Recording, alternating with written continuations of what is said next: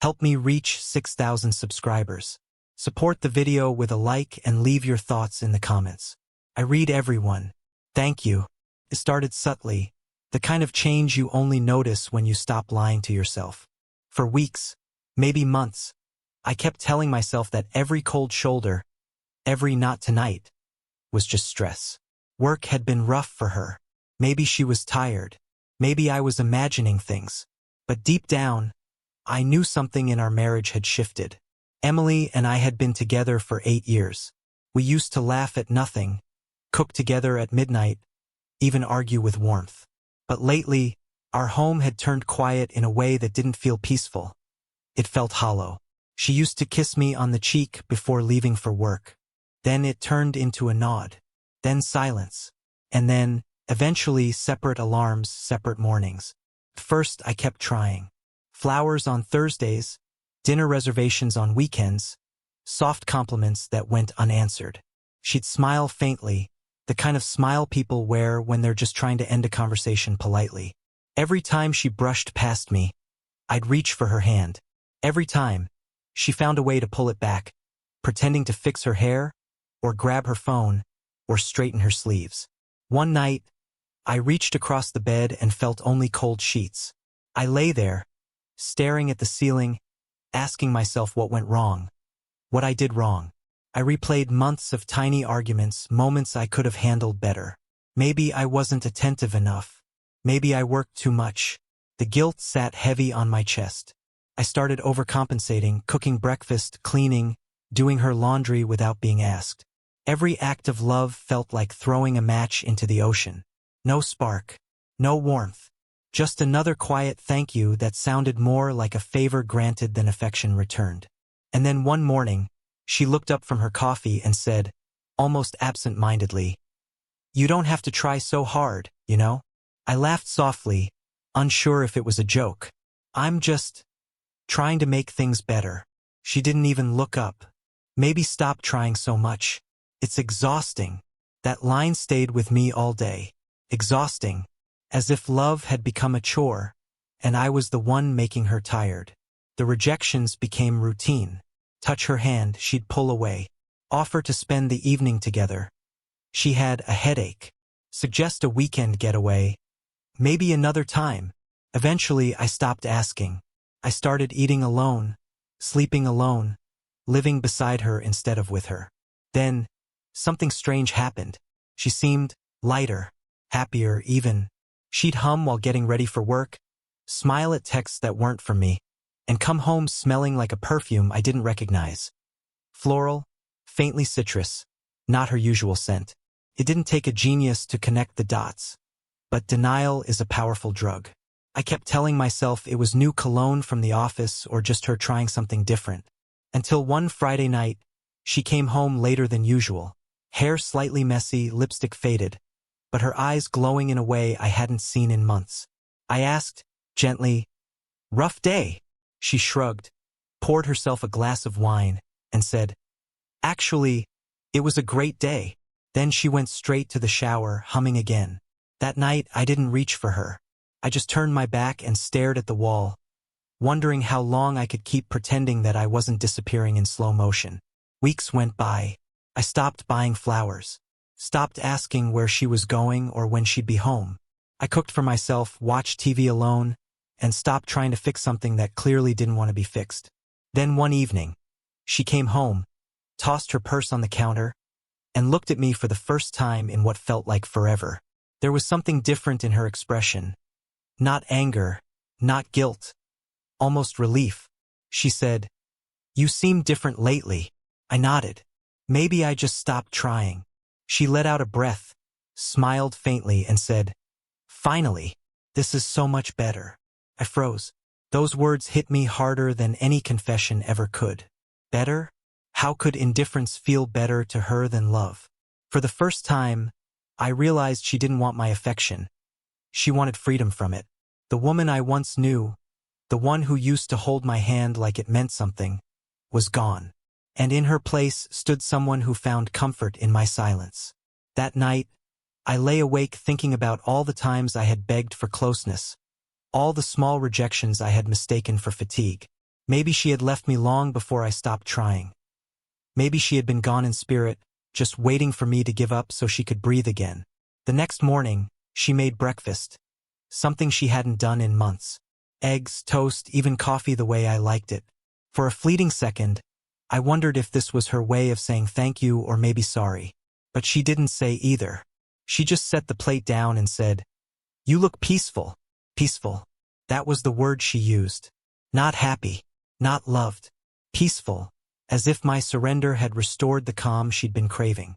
Her words kept echoing in my mind all day. Finally, this is so much better. Better for whom? For her? For us? Or for the stranger who had somehow stepped into the space I used to fill? I didn't confront her. Not that night, not the next. I had learned by then that confrontation never brings back what's already gone. Instead, I observed quietly, almost clinically, like a man studying the ruins of a home he once built with his own hands. She was different now, lighter, distant, unburdened. Her laughter had returned, but it wasn't for me. She guarded her phone, kept her messages face down, and stepped outside for fresh air more often than before. I knew what that meant. You don't have to hear the words to recognize betrayal. You can feel it in the pauses, in the absence of eye contact, in the way someone's presence starts to feel like absence. And yet, I wasn't angry, just tired. The kind of tired that seeps into your bones. I'd already mourned the relationship long before it officially died. One Sunday morning, I made coffee and sat across from her at the table. She was scrolling through her phone, smiling. That small, private smile that used to be mine. I watched her for a long moment, and then I said quietly, "You don't have to pretend anymore." Her hand froze mid-scroll. "What do you mean?" "You don't have to act like this marriage still matters to you. I get it. You're happier this way." She looked at me, eyes wide. Not with guilt, but with a strange mixture of pity and confusion. "Why are you saying this now?" "Because I stopped trying. And it turns out that's exactly what you wanted." There was a long silence. Then she sighed, setting her phone down. I don't know when we stopped being us. Everything became so heavy. Every touch, every word. It felt like pressure. I didn't want to hurt you, but I also didn't want to pretend. Her honesty should have stung, but instead, it released something in me. Maybe because I already knew it. Maybe because part of me had been waiting for her to say it out loud. "I understand," I said. "You wanted peace, not repair. Freedom, not effort." She didn't deny it, just nodded faintly, almost relieved. "I'm sorry," she whispered. That was the last apology she ever offered me. Over the next few days, the house grew quieter still. She moved through it like a guest, polite, careful, emotionally absent. I started sleeping in the spare room, not because we fought, but because there was simply nothing left to say. It's strange how quickly a home can turn into a waiting room. Two people sitting in silence, waiting for one of them to gather enough courage to leave. One evening, I came home to find her suitcase half-packed. She didn't hide it. She didn't explain. She just looked at me with those calm, almost gentle eyes and said, "You deserve someone who still wants to try." It was ironic. She said it as if she were doing me a favor. But the truth is, I wasn't angry anymore. I simply nodded. "Maybe you do too," I replied.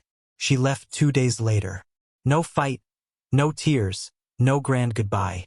Just a quiet door closing behind her and the soft hum of a life moving on. In the weeks that followed, people asked questions. Her friends, my coworkers, they all wanted a story. Something dramatic, something that could justify the end of a marriage. But there wasn't one. There was no explosion, no affair I could prove, no single betrayal I could point to. Just erosion. Just the slow fading of love until it became indifference. For a while, I tried to fill the silence she left behind. I played old songs, cooked meals for one, even picked up the habit of walking at night. The house still smelled faintly like her perfume, that citrus scent I once resented but now missed. Then one evening, as I walked past a small park near our street, I saw her. She was sitting on a bench with someone, a man I didn't recognize. They weren't touching, but their body language said everything. The easy laughter, the gentle leaning in, the comfort. I watched from a distance for a moment, then turned away before they noticed me.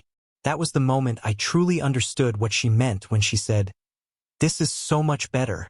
She hadn't just found someone else. She had found herself again. And maybe, in a way, I had too. Because for the first time in months, I didn't feel the weight of rejection or confusion.